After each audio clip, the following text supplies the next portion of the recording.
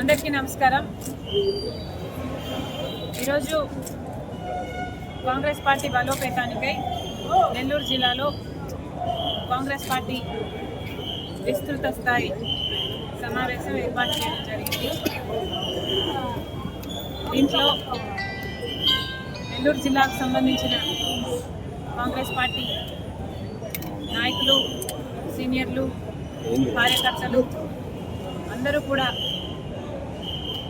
కాంగ్రెస్ పార్టీని ఎలా బలోపేతం చేయాలి, ముందు కాంగ్రెస్ పార్టీ కార్యాచరణ ఎలా ఉండాలి అన్న విషయాలపై చర్చించడానికి ఇక్కడికి కాంగ్రెస్ పార్టీ అధ్యక్షురాలిగా నేను రావడం జరిగింది.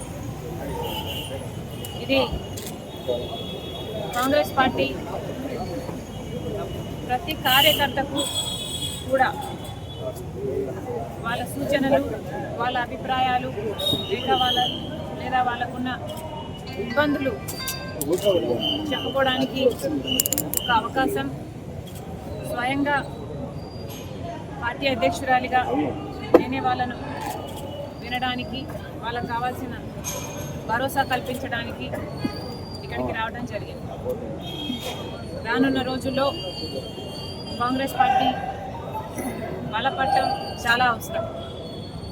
ఎందుకంటే ఈరోజు ఆంధ్ర రాష్ట్ర రాజకీయాలలో ఉన్న మిగతా అన్ని పార్టీలు కూడా బీజేపీతో సత్సంబంధాలు పెట్టుకున్న పార్టీలు. చంద్రబాబు గారు, పవన్ కళ్యాణ్ గారు కూటమి కట్టే జగన్మోహన్ రెడ్డి గారి వైసీపీ అక్రమ పొత్తు పెట్టుకుంది. అధికారంలో ఉన్న 5 సంవత్సరాలు కూడా జగన్మోహన్ రెడ్డి గారు రాజశేఖర రెడ్డి గారి కొడుకై ఉండి కూడా మోడీ గారికి దత్తపుత్రుడిగా ప్రతి బిల్లులోనూ బీజేపీ పార్టీకి మద్దతు ఇచ్చారు. అదానికి, అంబానీకి లేక మోడీ గారికి ఏ మేలు కావాలంటే అది చేశారు. మెడలు వంచి ప్రత్యేక హోదా తెస్తానన్న జగన్మోహన్ రెడ్డి గారు తమ మెడలను మోడీ కింద పెట్టడం జరిగింది. ఇక ఇప్పుడు కూటమి సర్కార్ అధికారంలో ఉంది. చంద్రబాబు గారు ఇంతకుముందు కూడా బీజేపీతో పొత్తు పెట్టుకున్నారు. కానీ రాత్రి పడ్డ గొయ్యిలోనే మళ్ళీ ఇప్పుడు పగలు పడ్డానికి సిద్ధపడ్డారు చంద్రబాబు గారు. మన రాష్ట్రానికి ఏ ఒక్క మేలు చేయని బీజేపీ పార్టీకి మద్దతు ఇస్తూ ఈరోజు బీజేపీ పార్టీ అధికారంలో ఉంది అంటే ఒక స్తంభంలా నిలబడిన వాడు చంద్రబాబు గారు. కానీ బీజేపీ గత 15 సంవత్సరాలుగా మనకు మోసం చేస్తూనే వచ్చింది. ప్రత్యేక హోదా విషయం అయితేనేమి, లేక ఏ విభజన హామీ అయినా కూడా ఇంతవరకు ఒక్కటి కూడా నెరవేరలేదు అంటే దానికి కారణం బీజేపీ పార్టీ ఆంధ్ర రాష్ట్ర ప్రజలకు పొడుస్తున్న వెన్నుపోటు. ఏ ఒక్క మేలు చేయలేదు. ఇప్పుడు పోలవరం ప్రాజెక్టు కోసం నిధులు ఇస్తున్నామంటున్నారు, కానీ పోలవరం ప్రాజెక్టు హైట్ మాత్రం 41 మీటర్లకే వాటర్ స్టోరేజ్ కుదించి వాళ్ళు ఫండ్స్ ఇస్తామంటున్నారు. ఈ ప్రకటన పార్లమెంట్లో చేసినా కూడా ఆంధ్ర రాష్ట్రానికి చెందిన ఏ ఒక్క పార్లమెంటేరియన్ కూడా పోలవరం హైటు 45 మీటర్లు ఉంటేనే ఇది గ్రావిటీ బేస్డ్ ప్రాజెక్ట్ అవుతుంది, లేకపోతే ఇది లిఫ్ట్ ఇరిగేషన్ ప్రాజెక్ట్ అవుతుంది అని ఒక్కడు కూడా మాట్లాడలేదు అంటే ఎంత దురదృష్టకరమో ఇది ఆంధ్ర రాష్ట్ర ప్రజలందరూ గమనించాల్సిన విషయం. ఒక్కరికి కూడా బీజేపీకి వ్యతిరేకంగా మాట్లాడే దమ్ము లేదు. ఈరోజు ఒక రాజధాని విషయం చూసుకున్నా కూడా మనకు అప్పులు ఇస్తున్నారు రాజధాని కట్టుకోవడానికి. వాస్తవానికి విభజన హామీలలో ఒక హామీ రాజధాని పూర్తి నిర్మాణ బాధ్యత కేంద్ర ప్రభుత్వానికి. కానీ ఈరోజు వివిధ సంస్థల ద్వారా అప్పులు ఇస్తామంటున్నారు తప్పితే పెద్ద పెద్ద మాటలు ఇంతకుముందు చెప్పారు.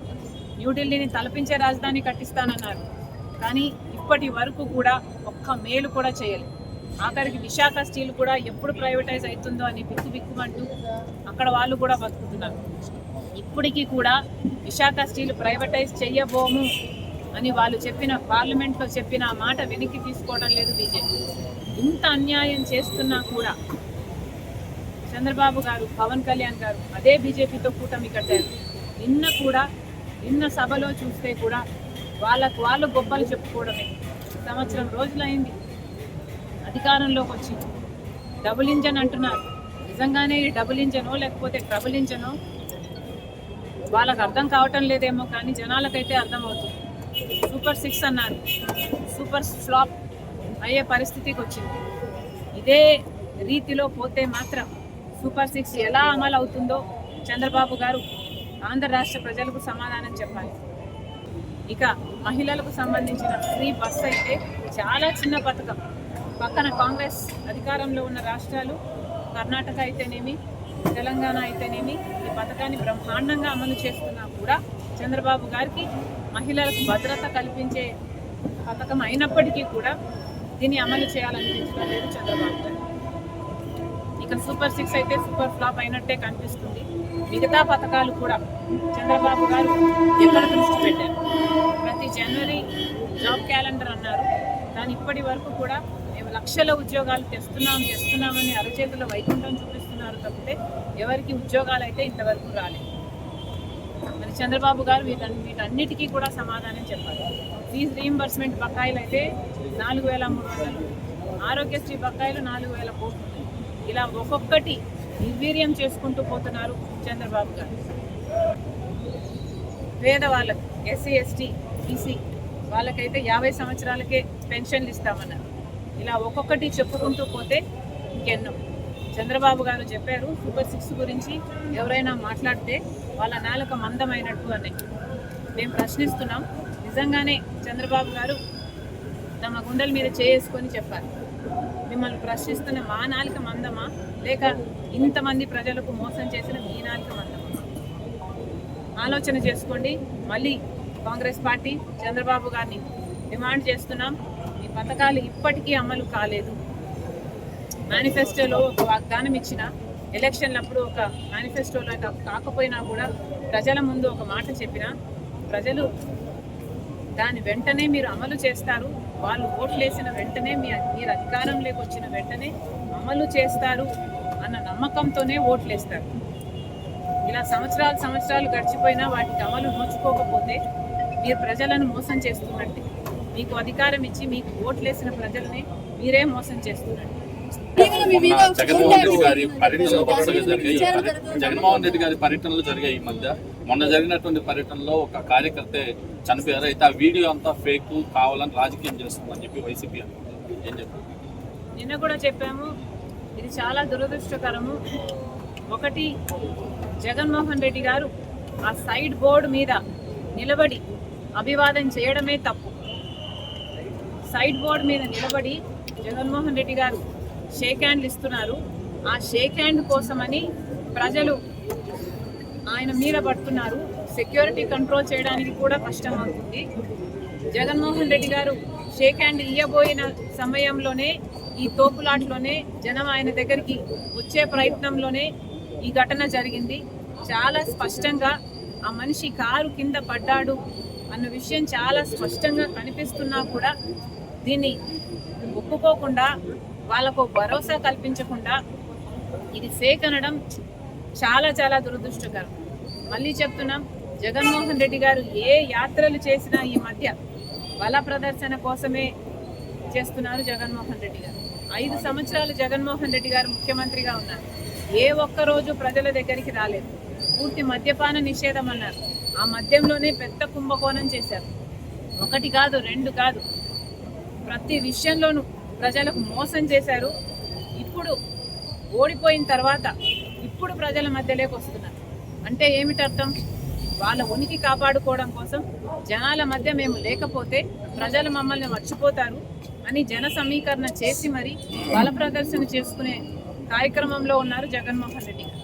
ఏ యాత్ర తీసుకున్నా కూడా, ఆఖరికి బెట్టింగ్ చేసిన వాడి విగ్రహానికి కూడా జగన్మోహన్ రెడ్డి గారు ఒక నాయకుడిగా వెళ్ళారు అంటే అది కూడా పర్మిషన్ 100 మందికి ఇస్తే ఈయన 1000 మందిని వేసుకొని వెళ్ళారు. మరి ఎందుకు అనుమతించారు? మాకైతే ఏమీ అర్థం కావటం లేదు. ఏం జరుగుతుందో ఈ రాష్ట్రంలో 2 పార్టీలు కలిపి ప్రజలను నలిపేస్తున్నారు.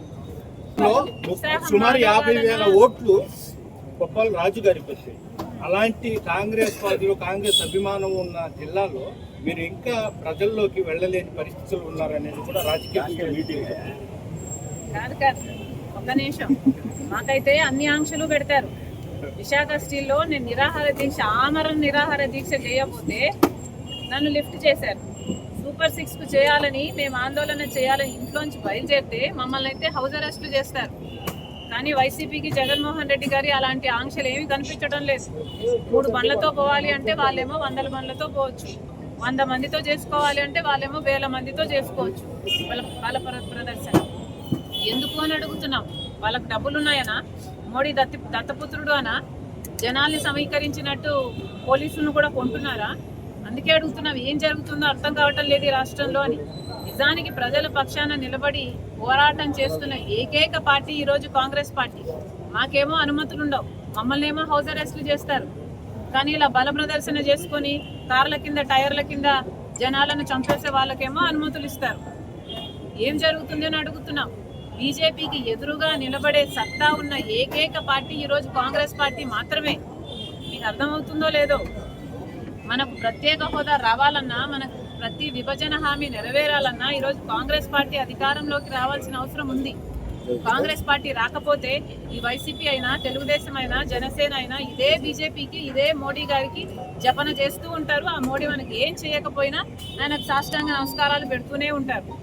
మేడం, మానవత్వం గురించి మీరా మాట్లాడేది, మానవత్వం గురించి మాట్లాడే అర్హత మీకు లేదని జగన్మోహన్ రెడ్డి ఎవరు? నాకు మానవత్వం గురించి అర్హత లేదా? ఎందుకండి నాకెందుకు లేదు? ఎందుకు లేదు? సమాధానం చెప్పాలి. నాకెందుకు లేదు మానవత్వం? నేనేం చేశానని నాకు మానవత్వం లేదు? మీ కార్ల కింద మీరు జనాలను టైర్ల కింద వేసి నడుపుకుంటూ పోతుంటే మానవత్వం గురించి మాట్లాడే హక్కు మీకెక్కడుందండి? మీరేమో ఇలా అంటున్నారు. వైసీపీ నేతలు మటుకు వరుసగా ఎవరైతే కూటమి ప్రభుత్వ వైఫల్యాన్ని ప్రశ్నిస్తుంటే అక్రమంగా అరెస్టులు చేస్తున్నారు, దాడులు చేస్తున్నారని కూటమి ప్రభుత్వంపై వైసీపీ వాళ్ళు మండిపడుతున్నారు. మరి వైసీపీ వాళ్ళు మండిపడ్డం, బయట మండిపడ్డం కాక అసెంబ్లీకి వెళ్ళి మండిపడవచ్చు కదా. అసెంబ్లీకి వెళ్ళి సమాధానం చెప్పుకోవచ్చు కదా. అసెంబ్లీకి వెళ్ళి చెప్పొచ్చు కదా, పూర్తి మద్యపాన నిషేధం చేశాము మేము, అయినా మేము ఓన్లీ క్యాష్ పద్ధతిలో ఎందుకు మేము మద్యం కుంభకోణం చేశాము అని అసెంబ్లీకి వెళ్ళి చెప్పాల్సిన బాధ్యత వైసీపీ వాళ్ళకి లేదా? రిషికొండను ఎందుకు కొరిగేశారు అన్న సమాధానం చెప్పాల్సిన అవసరం వైసీపీకి లేదా? రాజశేఖర రెడ్డి గారి జలయజ్ఞంలోని ప్రాజెక్టు 6 నెలల్లో పూర్తి చేస్తానన్నాడు జగన్మోహన్ రెడ్డి గారు. మరి ఎందుకు పూర్తి చేయలేదు? అసెంబ్లీకి వెళ్ళి జగన్మోహన్ రెడ్డి గారికి సమాధానం చెప్పుకునే అవకాశం లేదా? వీళ్ళకి నిజానికి చెప్పుకునే దమ్ము లేదు. మీరు ఎక్కడ పర్యటన చేసినా ఏకంగా మీ టార్గెట్ ఓన్లీ జగన్మోహన్ రెడ్డి దాంట్లోనే కనిపిస్తుంది. ప్రెస్ మీట్ లో కూడా మీరు లెక్క తీసి చూడండి, నేను ఎన్ని నిమిషాలు చంద్రబాబుకు వ్యతిరేకంగా మాట్లాడాను, ఎన్ని నిమిషాలు జగన్మోహన్ రెడ్డి గారికి వ్యతిరేకంగా మాట్లాడాను. ఈ ప్రెస్ మీట్ లోనే లెక్క తీయండి. మేడం, ఒక చిన్న విషయం మేడం, మీరు పిసిసి ప్రెసిడెంట్గా అయిన తర్వాత ఇప్పటి వరకు కూడా పార్టీ సిద్ధాంతాలు కానీ పార్టీ పునర్నిర్మాణం కానీ ఎవరూ జరగలేదు. కేవలం లైమ్ లైట్లో మీరు ఒక్కరే కనిపిస్తున్నారు. అంటే సూపర్ ఇమేజ్ ఏమైనా క్రియేట్ చేసుకొని చూస్తున్నారా? నేను ఏమీ క్రియేట్ చేసుకోవాలని చూడటం లేదు. కాంగ్రెస్ పార్టీ ఆంధ్ర రాష్ట్రంలో బలోపేతం చేయటానికి నా అవసరం ఉంది అని నన్ను కోరితే నేను ఇక్కడికి రావటం జరిగింది. నిజానికి కాంగ్రెస్ పార్టీ ఉన్న పరిస్థితుల్లో, నేను ఎంటర్ అయిన పరిస్థితుల్లో ఇక్కడ ఏదో రాజ్యాలు ఏళ్ళడానికో కిరీటాలు పెట్టించుకోవడానికో నేనేం కాంగ్రెస్ పార్టీ అధ్యక్షురాలుగా పగ్గాలు చేపట్టలేదు. కాంగ్రెస్ పార్టీ అవసరమయ్యి కాంగ్రెస్ పార్టీని నిలబెట్టాల్సిన అవసరం ఉంది, అది నా వల్ల మాత్రమే అవుతుంది అని నాకు చెప్పి నన్ను కన్విన్స్ చేసి పంపించడం జరిగింది. కేవలం తెలంగాణలో ఆల్రెడీ కాంగ్రెస్ పార్టీ అధికారంలోకి వచ్చింది కాబట్టి అక్కడ నా అవసరం కనిపించక ప్రస్తుతం నా అవసరం ఆంధ్ర రాష్ట్రంలో ఉంది కాబట్టి ఇక్కడ కాంగ్రెస్ పార్టీని బలపరచడానికి మాత్రమే ఇది నా నెత్తికెత్తుకున్నా నేను ఈ వారం. అంటే మీ కష్టం తప్ప వేరెవరు కనబడట్లేదు. క్వశ్చన్ ఏంటంటే మీ కష్టం తప్ప మీరెవరు తెర మీదకి కానీ ప్రజలకు వచ్చే పరిస్థితి కాంగ్రెస్ కనబడట్లేదు. అది తొందరలోనే మీకు కార్పొరేషన్ ఎలక్షన్స్ రాబోతున్నాయి. మీరు నన్ను తప్ప ఎవరిని కవర్ చేయడం లేదేమో. మేడం రోడ్డు మీదకి వస్తే మీడియా ఒకటి మీద ఇంతమంది ఛానల్స్ ఉన్నాయి మేడం. ఎందుకు కవర్ చేయకుండా ఎవరు మేడం? ఇంతమంది మీడియా వాళ్ళకి ఎవరికి చెప్తున్నాను, ఇంతమందికి చెప్తున్నాను, మీరు సరైన కవరేజ్ కాంగ్రెస్ పార్టీకి ఇవ్వండి. జగన్మోహన్ రెడ్డి గారికి వ్యతిరేకంగా నేను మాట్లాడితేనే ఇగో ఇందాక మీరు అన్నట్టు అది మాత్రమే కాదు నా అజెండా. నాకు జగన్మోహన్ రెడ్డి గారికి ఉన్న విభేదాలు చాలా చిన్నవి. In the larger scale of things మాకున్న విభేదాలు చాలా చాలా చిన్నవి. కానీ రాజకీయాలంటే ప్రజలకు సంబంధించింది, రాష్ట్రాలకు సంబంధించింది, దేశానికి కూడా సంబంధించిన విషయం. ముఖ్యంగా రాహుల్ గాంధీ గారు ప్రధానమంత్రి అవ్వకపోతే దేశమేమో కానీ రాష్ట్రానికి మాత్రం తీరని అన్యాయం జరుగుతుంది. మన ఆంధ్ర రాష్ట్రంలో కాంగ్రెస్ పార్టీ రావాలి, కేంద్రంలో కాంగ్రెస్ పార్టీ అధికారంలో ఉండాల్సిన అవసరము ఆంధ్ర రాష్ట్రానికి ఇంకెక్కువ ఉంది. ఎందుకంటే విభజన హామీలలో ఏ ఒక్కటి నెరవేరాలన్నా బీజేపీ చెయ్యదు. చూసాం, గత 11 సంవత్సరాలుగా చూసాం. బీజేపీ ఒక్క హామీ అంటే ఒక్కటి కూడా నిలబెట్టుకోలేదు. ఈ హామీలన్నీ నెరవేరాలి అంటే కాంగ్రెస్ పార్టీ బలపడాలి. ఈ ఒక్క ఉద్దేశంతోనే నేను ఆంధ్ర రాష్ట్రంలో అడుగు పెట్టడం జరిగింది. నాకు పర్సనల్ డిఫరెన్సెస్ ఉండి నేను ఇక్కడ ఆంధ్ర రాష్ట్రంలోకి రావాలనుకోవాలి అన్నది నా ఉద్దేశం అయితే ఎప్పుడో వచ్చుండాలి. జగన్మోహన్ రెడ్డి గారు ముఖ్యమంత్రి అయిన వెంటనే నాకు జగన్మోహన్ రెడ్డి గారికి విభేదాలు మొదలైనవి.